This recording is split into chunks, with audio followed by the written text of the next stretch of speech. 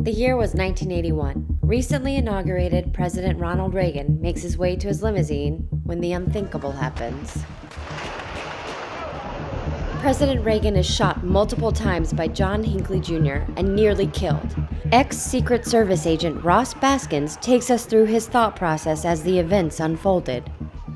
So I see a guy just run out from the crowd, and he's got a gun on him. And I'm thinking, oh my gosh, he's got a gun. I've got a gun. Maybe he wants to be gun buddies with me.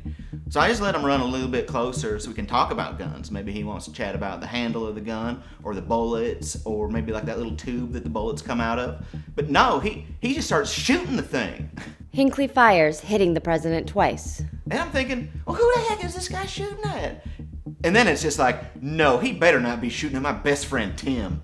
Another Secret Service agent, Tim McDowell, was also present. Yeah, that's me, all right. I used to be black. So my best friend Ross thought that this bozo was shooting at me at first.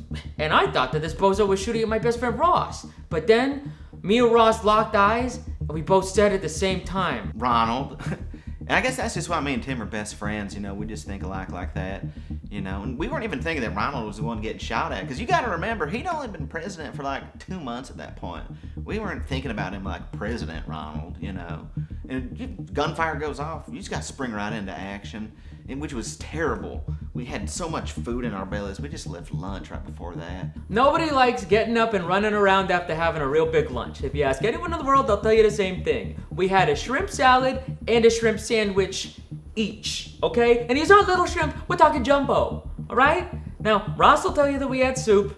We did not have soup. So I got all this soup sloshing around in my belly, I just feel like a dang water balloon. And then on top of that, I hear Ronald start belly aching over there. I'm like, oh great, on top of getting shot in the stomach, he's got a tummy ache from lunch.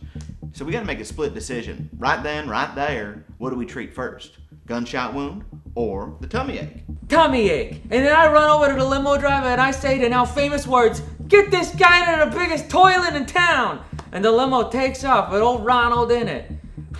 Thankfully, the biggest toilet in DC is at the hospital, so that really worked out. And that's how it all went down. Are we heroes? I don't know. I think we just do our jobs. I guess just part of like saving the president's life is you got to deal with the fallout from that, People on TV talking about you second guessing your choices, saying things like it's way more important to treat a bullet wound than to treat somebody's tummy ache, But all I can say to that is that they weren't there. I had so much soup in me, I felt like a water balloon.